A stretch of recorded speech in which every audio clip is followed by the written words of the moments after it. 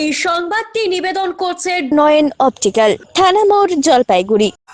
বাগড়াকোট গ্রাম পঞ্চায়েতের চেয়ারম্যান পদে এসটি সম্প্রদায়ের প্রতিনিধিকে নিযুক্ত করতে হবে। দাবি না মানলে বৃহত্তর আন্দোলনের হুঁশিয়ারি। বাগড়াকোট গ্রাম পঞ্চায়েতের চেয়ারম্যান পদে এসটি সম্প্রদায়ের প্রতিনিধি নিয়োগের দাবিতে এভাবেই সরব হলো তৃণমূল কংগ্রেসের এসটি সম্প্রদায়ের নেতাকর্মীরা।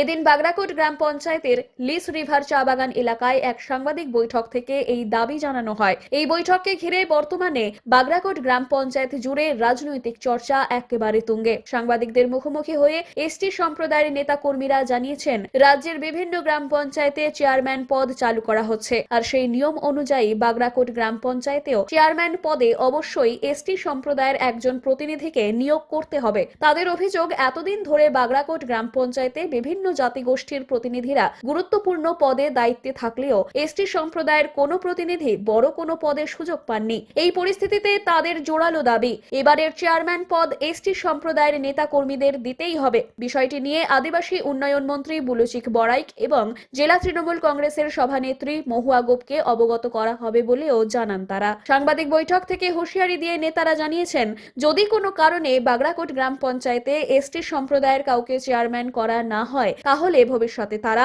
বৃহত্তর আন্দোলনে নামবেন।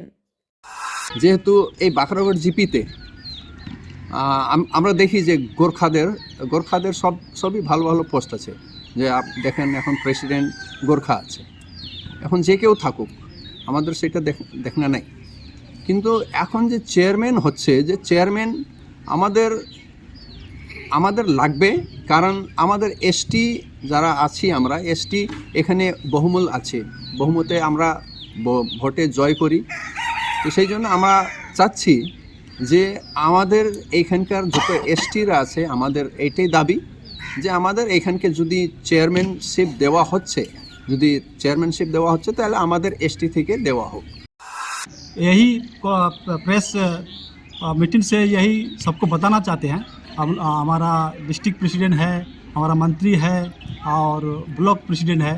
हम तीनों जगह यही संदेश देते हैं कि आगामी दिन में अगर फेज 3 से आदिवासी के लिए ये सीट नहीं मिला तो हम लोग बहुत बड़ा आंदोलन करेंगे भी और आगे दिखा देंगे कि आदिवासी का शक्ति क्या है। हमें वंचित होना नहीं है। हम भी सक्षम रखते हैं, किसी भी सीट को हम लोग पा के अगर अच्छा काम कर सकते हैं, ये हमें क्षमता है।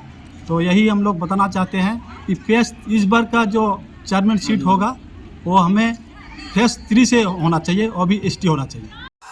तो आज पूरी हमिन माने एक जिनिस प्रेस के माध्यम से जानक चाहिए, जो हमिन माने यहाँ ट्राइबल लीडर का हिसाब से आज एरिया भी ट्राइबल है के, तो बहुत चीज़ से देखा थी जो हमने ट्राइबल मन वंचित आई, बहुत सारा पार्टी से दल से पोस्ट होते हैं, लेकिन हमने मन के कहीं ना कहीं अनदेखा करल जाते। तो आज प्रेस के माध्यम से हमें जानक चाहिए, आगामी दिन में यदि बागड़ाकोट जीपी में चेयरमैन का पद नियुक्त करल जाते, से घरे हमने किंतु हमने चाहिए जे हमने का ट्राइबल, हमने का आदिवासी कर माने माध्यम से आदिवासी के पोस्ट मिलना चाहिए।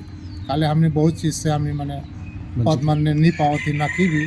तो इस चीज़ का हमें चाहिए जे बागड़ाकोट जीपी में चेयरमैन का पद करल जाए तो ट्राइबल से लेके करल जाए, और अगर ऐसा नहीं होते तो आगामी दिन में हम निकल लेकिन घोर आंदोलन करेंगे।